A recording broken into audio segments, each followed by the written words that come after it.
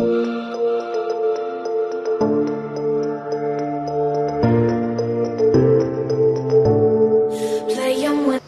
Dear friends, I am Vijay Gupta from civil department. और आज हम बी फोर्थ सेमेस्टर जो सब्जेक्ट है बिल्डिंग कंस्ट्रक्शन, आज हम इसमें चैप्टर नंबर 1 फाउंडेशन स्टार्ट करने के लिए जा रहे हैं। तो जैसे कि आप सभी जानते हैं, एक सिविल इंजीनियरिंग क्या करता है, बिल्डिंग बनाता है, स्ट्रक्चर्स बनाता है, ठीक है। और स्ट्रक्चर को सपोर्ट कौन करता है? आपका फाउंडेशन, ठीक है। तो बेसिकली फाउंडेशन कहाँ होता है? आपका सबसे नीचे होता है, ग्राउंड लेवल के, जिसको हम देख नहीं सकते, ठीक है। One of the most important part of the structure.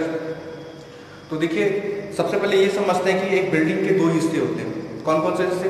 एक तो होता है आपका सब स्ट्रक्चर, दूसरा होता है super structure.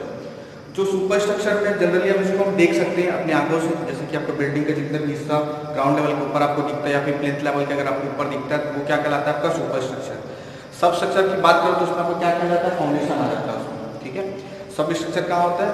Below the plinth level, ठीक है। तो ये हो गया आपका फाउंडेशन। अब फाउंडेशन क्या करता है? फाउंडेशन जो भी आपके स्ट्रक्चर्स पे लोड आ रहा है वो कहाँ आता है? पहले स्लैब पे आएगा, स्लैब से बीम पे जाएगा, बीम से कहाँ जाएगा? कॉलम पे जाएगा, कॉलम से प्लिंथ लेवल, प्लिंथ बीम से कहाँ जाएगा? फिर वो कॉलम के होते हुए कहाँ जाएगा? आपके फुटिंग्स पे जाएगा, फुटिंग से क्या होगा? वो आपके सॉइल में ट्रांसफर हो जाएगा वो लोड स्मूथली, ठीक है। तो फाउंडेशन का यहाँ पे वर्क क्या होगा? उस लोड को रेसिस्ट करना और उसको स्मूथली कहाँ ट्रांसफर करना? सॉइल्स में, ठीक है। ये हमको क्या करता है? स्टेबिलिटी प्रोवाइड करता है किसी भी स्ट्रक्चर्स को, ठीक है। ये बहुत इंपॉर्टेंट है। कोई भी बिल्डिंग हमको अगर बनाना है या बिल्डिंग खड़ा करना है तो हमको क्या करना पड़ता है? सबसे पहले फाउंडेशन बनाना पड़ता है, ठीक है, तभी हमारा बिल्डिंग खड़ा हो पाएगा।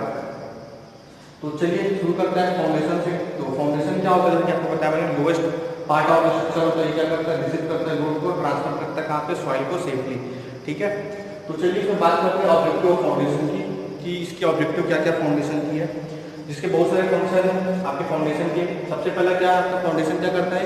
आपको एक लेवल सरफेस प्रोवाइड करता है, हार्ड सरफेस प्रोवाइड करता है, जिससे आप अपने सुपर स्ट्रक्चर को उसके ऊपर खड़े कर सकते हो, बिल्ड कर सकते हैं, ठीक है।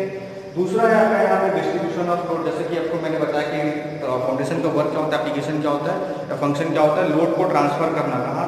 आपके सॉइल लेयर, सॉइल्स पे, ठीक है। तो ये क्या करता है? जैसे कि मान लीजिए मेरा कोई स्ट्रक्चर बना हुआ है, ठीक है। अब स्ट्रक्चर में क्या होंगे? लोड्स आएंगे। अब उन लोड्स को क्या करेगा? वो इवनली डिस्ट्रीब्यूट करेगा। ऐसा नहीं कि इधर ज़्यादा लोड डिस्ट्रीब्यूट कर रहा है, उधर बिल्कुल भी नहीं कर रहा है। ऐसे में क्या होगा? आपका फेलियर होने के चांसेस होंगे। तो जो फाउंडेशन होता है वो क्या करता है? स्मूथली आपके जितने भी लोड्स आ रहे हैं उसको इवनली पूरे एरिया में, लार्ज एरिया में स्प्रेड कर देता है, ठीक है। इससे क्या होता है? सेफ्टी होता है, बिल्डिंग को सेफ रहता है। तीसरा आता है इसमें स्टेबिलिटी। अब जैसे कि stability one of the most important objective of foundation. Stability अगर हम बात करें, अगर आप कोई डैम्स देखे होंगे या फिर कोई आप ट्रांसमिशन टावर देखे होंगे जिसमें से आपका बहुत बड़ा बिजली लाइन जाता होगा, तो वहाँ पे देखिए होता क्या है? डैम्स में क्या होता है? आपका रिजर्वायर, ऐसा डैम जिस तरह का आपका डैम्स रहता है, ठीक है।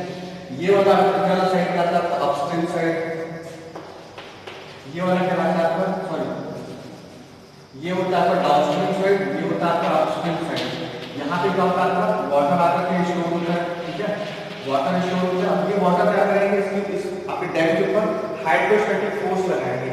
तो हाइड्रोस्टैटिक फोर्स ऐसा अप्लाई करेंगे तो होगा क्या? इससे इस डैम में हो सकता है आपका स्लाइडिंग जनरेट हो जाए, स्लाइडिंग हो सकता है, ओवरटर्निंग मूवमेंट जनरेट हो सकता है, और उससे हो सकता है आपका जो डैम है वो पूरा कोलैप्स हो जाए, और हो सकता है कि डैम के कोलैप्स होने से बहुत से गाँव अफेक्ट हो सकते हैं, ठीक है।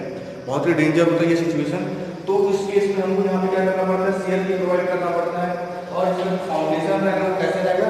हमको अच्छे तरीके से डिजाइन करना है। फाउंडेशन की बदौलत इसमें क्या होता है? आपका ओवरटर्निंग मूवमेंट या फिर स्लाइडिंग से हम इसको बचा सकते हैं, और ये सेफ रह सकता है आपका डैम लॉन्ग समय तक, ठीक है। इसके बाद बात करते हैं कि आप जैसे कि मैंने बताया ओवरटर्निंग मूवमेंट और कहाँ जनरेट हो सकता है, ठीक है, देखते हैं। जैसे कि आपने कोई ट्रांसमिशन टावर देखा होगा, बिजली वाला लाइन, इस तरह से आप देखेंगे, ठीक है। उसमें क्या होता है? आपका ऐसा वायर लगे जाता है बहुत सारा, ठीक है। ऐसे वायर लगे होते हैं, और ये वायर्स में क्या होता है? टेंशन होता है।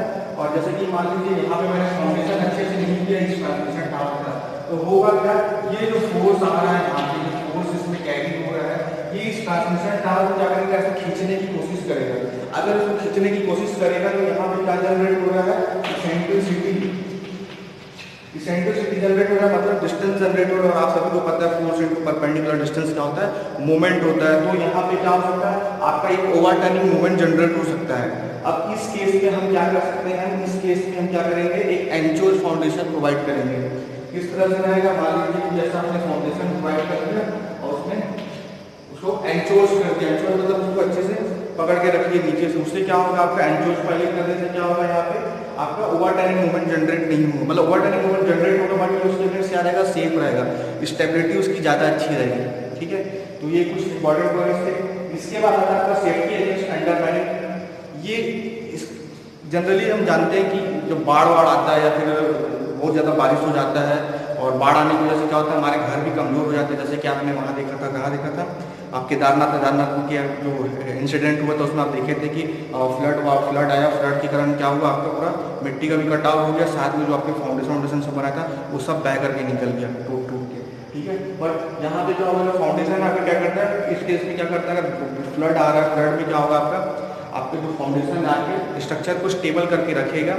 ठीक है, इसके बाद last protection against soil movement. ठीक है, अब जैसे कि आप सभी को पता है, हम जिस एरिया में रहते हैं, हम जैसे छत्तीसगढ़ की मैं बात करता हूँ, छत्तीसगढ़ में क्या होता है, सबसे ज़्यादा ब्लैक कॉटन सॉइल प्रेजेंट होता है हमारे एरियाज में। ठीक है, मोस्टली जो हम जिस एरिया में रह रहे हैं, तो ब्लैक कॉटन सॉइल की प्रॉपर्टी क्या होती है, ये क्या होता है, जैसे ही आप पानी डालोगे तो क्या हो जाता है, स्वेल हो जाता है, और जैसे उसको धूप दिखाओगे तो क्या होता है, वो श्रिंक हो जाता है। ठीक है, मतलब कि एक्सपांसन एंड कॉन्ट्रैक्शन बहुत ज़्यादा होती है इसमें, इस टाइप के सॉइल्स में। ठीक है, ये इसलिए होता है, इसके लिए क्ले मिनरल्स है जो इसके लिए जिम्मेदार है, डेट इज मॉर्यूलोनाइट। ठीक, ये इसके लिए जिम्मेदार होता है श्रिंकिंग एंड स्वेलिंग प्रॉपर्टीज़ के लिए। तो जनरली अगर मैं मान लीजिए ब्लैक कॉटन सॉइल में अगर मैंने कोई स्ट्रक्चर खड़ा किया, या फिर कोई मैंने फाउंडेशन या फिर कोई भी स्ट्रक्चर बिल्डिंग मैंने खड़ा किया, तो होगा क्या, उसमें क्या होंगे, कॉन्ट्रैक्शन और एक्सपांसन होंगे। और कॉन्ट्रैक्शन एक्सपांसन होंगे तो क्या होगा, क्रैक्स डेवलप हो सकता है बिल्डिंग्स में। तो अगर आप सुटेबल फाउंडेशन वहाँ पे आप प्रोवाइड करेंगे तो होगा क्या, इससे आप क्रैक्स से बचा सकते हैं, प्रिवेंट कर सकते हैं, मिनिमाइज कर सकते हैं। तो ये होता है इसमें फाउंडेशन का फंक्शन हो गया। उसके बाद लास्ट प्रिवेंट अनइक्वल सेटलमेंट। अब जैसे मैं बता देता हूँ आपको, सॉइल में क्या होता है, आपका दो टाइप के फेलियर होते हैं, एक तो शियर फेलियर होता है, दूसरा सेटलमेंट फेलियर होता है। और सेटलमेंट भी दो टाइप का होता है, यूनिफॉर्म होता है और डिफरेंशियल सेटलमेंट होता है। सबसे खतरनाक होता है डिफरेंशियल सेटलमेंट। डिफरेंशियल सेटलमेंट अगर आप देखेंगे तो उसका एग्जाम्पल लेते हैं, आप मिस्र का आप टावर ऑफ पीज़ा देखे होंगे। ठीक है, टावर ऑफ पीज़ा, उसमें देखिएगा आप क्या होता है, आपका जो टावर ऑफ पीज़ा वो कैसे हो गया, टिल्ट हो गया डिफरेंशियल सेटलमेंट की वजह से। डिफरेंशियल सेटलमेंट की वजह से आपका क्रैक्स वैक्स डेवलप हो सकते हैं बिल्डिंग्स में। ठीक है, एक हिस्सा पूरा टूट के गिर सकता है, और या फिर आपका बिल्डिंग ही कोलैप्स हो सकता है। ठीक है, स्ट्रक्चर पूरा फेल हो सकता है। तो फाउंडेशन क्या करता है, इसको प्रिवेंट करता है अनइक्वल सेटलमेंट को। और दूसरा होता है आपका इसमें शियर फेलियर। ठीक है, शियर फेलियर दो टाइप का होता है, एक तो जनरल शियर फेलियर होता है, दूसरा लोकल शियर फेलियर होता है। जनरल शियर फेलियर क्या होता है, लोड अगर लगाया हमने, लोड लगाने के कारण क्या होता है, सॉइल्स में आपका अगर लार्ज अमाउंट में डिफॉर्मेशन नहीं हो रहा, मतलब कि कम अमाउंट में डिफॉर्मेशन हो रहा है, तो हम उसको बोलेंगे जनरल शियर फेलियर। अगर लार्ज अमाउंट में आपका अगर शियर फेलियर हो रहा है तो हम उसको बोलेंगे लोकल शियर फेलियर। ठीक है, तो इस शियर फेलियर से भी आपका फाउंडेशन क्या करता है, प्रिवेंट करता है। तो ये था कुछ ऑब्जेक्टिव ऑफ फाउंडेशन, होप आपको समझ में आया होगा। अब इसके बाद हम देखेंगे रिक्वायरमेंट्स ऑफ गुड स्टूडेंट्स। अब हम बात कर लेते हैं रिक्वायरमेंट्स ऑफ गुड फाउंडेशन की।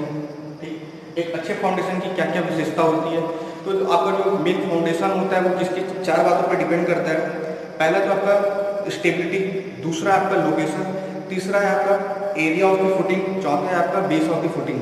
ठीक है, अब इन चारों को हम एक एक करके डिस्कस करेंगे कि क्या है ये चारों चीज़। ठीक है, एक और अच्छे फाउंडेशन की क्या क्या रिक्वायरमेंट्स हो सकती हैं, इन चारों के ऊपर डिपेंड करती है जनरली। ठीक है, तो पहला इसमें आपका स्टेबिलिटी, आपका फाउंडेशन कैसा होना चाहिए, परफेक्टली स्टेबल होना चाहिए, या फिर वो किसी भी लोड को कैरी करने में आपका समर्थ होना चाहिए। ठीक है, ऐसा ना हो कि मैंने उसमें कोई लोड लगाया और लोड के कारण क्या होगा, उसमें कोई किसी भी तरह का फेलियर वहाँ पे जनरेट हो गया। फेलियर मैंने डिस्कस कर लिया कि कौन कौन से टाइप के फेलियर हो सकते हैं। तो आपका जो फाउंडेशन वो कैसा होना चाहिए, परफेक्टली स्टेबल होना चाहिए, और वो उसकी स्टेबिलिटी इतनी अच्छी होनी चाहिए कि कोई भी मान लीजिए फेलियर का केस वहाँ पे अगर उत्पन्न हुआ तो वो उन सबको अवॉइड कर सके। ठीक है, और सेफ रह सके उनके अगेंस्ट। उसके बाद अगर आपका लोकेशन देखिए, फाउंडेशन की लोकेशन भी बहुत ज़्यादा इंपॉर्टेंट है और बहुत ज़्यादा मैटर करती है एक अच्छे फाउंडेशन के डिज़ाइन के लिए। जैसे कि मान लीजिए आपने कोई सिंक एरिया, मसाई एरिया, मतलब कि दलदली क्षेत्र में अगर आपको कोई फाउंडेशन डिजाइन करना है या फिर फाउंडेशन प्रोवाइड करना है, या कोई भी आपको स्ट्रक्चर वहाँ पे खड़ा करना है, तो आपको सबसे पहले ये पता होना चाहिए कि वहाँ पे हम किस टाइप का आपका फाउंडेशन हम प्रोवाइड कर सकते हैं। ठीक है, सुटेबिलिटी ऑफ फाउंडेशन कह सकता हूँ मैं जिसको। ठीक है। अगर लोकेशन मेरे को पता चल गया कि मान लीजिए यहाँ पे बेयरिंग कैपेसिटी सॉइल बहुत ज़्यादा लो है, या फिर यहाँ पे आपका ब्लैक कॉटन सॉइल प्रेजेंट है, या फिर आपका सिंक एरिया, मसाई एरिया है, या फिर ये ऐसे क्षेत्र में आता है जहाँ पे आपका कोई रिवर वहाँ पे फ्लो हो रहा हो, जहाँ पे आपका सॉइल मूवमेंट बहुत ज़्यादा होता हो, फ्लड आता है, फ्लड की वजह से आपका हो सकता है आपका स्ट्रक्चर कोलैप्स कर जाता हो। तो हमको ये सब चीज़ को ध्यान में रखना है और उसके बाद ही कोई फाउंडेशन को डिज़ाइन करना है। अब जैसे कि मान लीजिए मैंने कोई सिंक एरिया, मसाई एरिया में मैंने गलती से मान लीजिए सैलो फाउंडेशन प्रोवाइड कर दिया, तो इस केस में क्या होगा, आपका फेलियर होने के सबसे ज़्यादा चांसेस होंगे। ठीक है, क्योंकि आपको पता है दलदली क्षेत्र में क्या होता है, आपका सेटलमेंट बहुत ज़्यादा हो जाता है। तो उस केस में मेरे को क्या करना पड़ेगा, पाइल फाउंडेशन प्रोवाइड करना पड़ेगा। ठीक है, अंडर एंड पाइल प्रोवाइड कर सकते हैं। ठीक है, तो देखिए सोकेट क्या आपका लोकेशन है, आपका फाउंडेशन ऐसी जगह लोकेट होना चाहिए ताकि वो किसी भी तरह के अनएक्सपेक्टेड लोड आ रहा हो तो उनको क्या कर सके, रेसिस्ट कर सके किसी भी फेलियर के अगेंस्ट। ठीक है, उसके बाद तीसरा है आपका एरिया ऑफ फाउंडेशन। जैसे कि जितना ज़्यादा लार्ज एरिया होगा फाउंडेशन का, वो उतने ही ज़्यादा लार्ज आपके फाउंडेशन लोड को कैरी कर सकता है और उसको स्मूथली लार्ज एरिया में स्प्रेड कर सकता है। ठीक है, तो हमको ध्यान रखना है जब कभी हम स्ट्रक्चर तैयार खड़ा करेंगे या बनाएंगे तो हमको वहाँ पे फुटिंग का साइज भी ध्यान देना है, या फिर उसकी एरिया को भी हमको ध्यान देना है। ठीक है, वो ऐसा ना हो कि हमने छोटा बना दिया और हमारे स्ट्रक्चर पे लोड बहुत ज़्यादा आ रहा है, उस केस में हो सकता है आपका फेलियर हो सकता है। तो ध्यान रखेंगे जब कभी हम लोग एक फाउंडेशन डिजाइन करेंगे या फाउंडेशन चूज करेंगे। ठीक है, तीसरा है आपका क्या, आपका बेस ऑफ द फाउंडेशन कैसा होना चाहिए, रिजिड होना चाहिए ताकि किसी भी तरह के सेटलमेंट्स को हम अवॉइड कर सकें। जैसे कि मैंने आपको बताया कितने टाइप का सेटलमेंट्स होता है, 2 टाइप का, differential settlement, uniform settlement. Uniform settlement में जनरली हमको बिल्डिंग पे क्रैक्स बहुत कम देखने को मिलते हैं, या फिर कुछ ऐसा ज़्यादा इम्पैक्ट हमको देखने को नहीं मिलता। बट हो सकता है कि आपका डिफरेंशियल सेटलमेंट्स में हो सकता है आपका पूरा बिल्डिंग ही कोलैप्स हो जाए, या फिर क्रैक्स डेवलप हो जाए एक्सेट्रा। ठीक है, तो आपका फुटिंग कैसा होना चाहिए, परफेक्टली रिजिड होना चाहिए ताकि आप इन डिफरेंशियल सेटलमेंट्स और कोई भी एक्सेसिव सेटलमेंट आ रहा है उसको अवॉइड कर सकें। तो ये था कुछ आपका रिक्वायरमेंट्स ऑफ गुड फाउंडेशन। ठीक है, एग्जाम में जनरली यहाँ से क्वेश्चन आते हैं, तो पहला क्वेश्चन क्या आ सकता है आपका, फाउंडेशन क्या होता है, उसके ऑब्जेक्टिव्स क्या हो सकते हैं, उसके गुड रिक्वायरमेंट्स क्या हो सकते हैं। तो ये तो 3 चीज़ हो गई है, यहाँ से क्वेश्चन बन सकता है। अब बात करते हैं इसके बाद हम इसके नेक्स्ट लेक्चर में हम देखने वाले हैं, एक तो गाइडलाइंस देखेंगे। सबसे पहले हम टाइप्स ऑफ फुटिंग पढ़ेंगे, टाइप्स ऑफ फुटिंग जानेंगे कि कितने टाइप का फुटिंग्स होता है। उसके बाद हम कुछ गाइडलाइंस देखेंगे कि हमको जो IS कोर्स ने हमको गाइडलाइंस दिए हुए कि आपको इस पर्टिकुलर एरिया के लिए अगर आपको से बेयरिंग कैपेसिटी पता सॉइल की, तो आप क्या कर सकते हैं, फाउंडेशन बता सकते हैं कि यहाँ पे सैलो फाउंडेशन यूज होगा, यहाँ पे डी फाउंडेशन यूज होगा, ये हम देखेंगे। उसके बाद हम देखेंगे सबको एलाबोरेट करेंगे एक एक टाइप के फाउंडेशन को कि इस टाइप का फाउंडेशन कहाँ पे यूज होता है, इसका पिक्चर कैसे दिखता है। ठीक है, अगर पिक्चर देखेंगे तो हमको ज़्यादा अच्छे से क्लियर होगा। तो ये सब हम नेक्स्ट लेक्चर में देखने वाले हैं। होप आपको ये 3 चीज़ क्लियर हो गई जो मैंने आज 3 टॉपिक पढ़ा है, और इनकेस अगर आपको कोई डाउट हो तो आप डायरेक्टली पूछ सकते हैं। Thank you.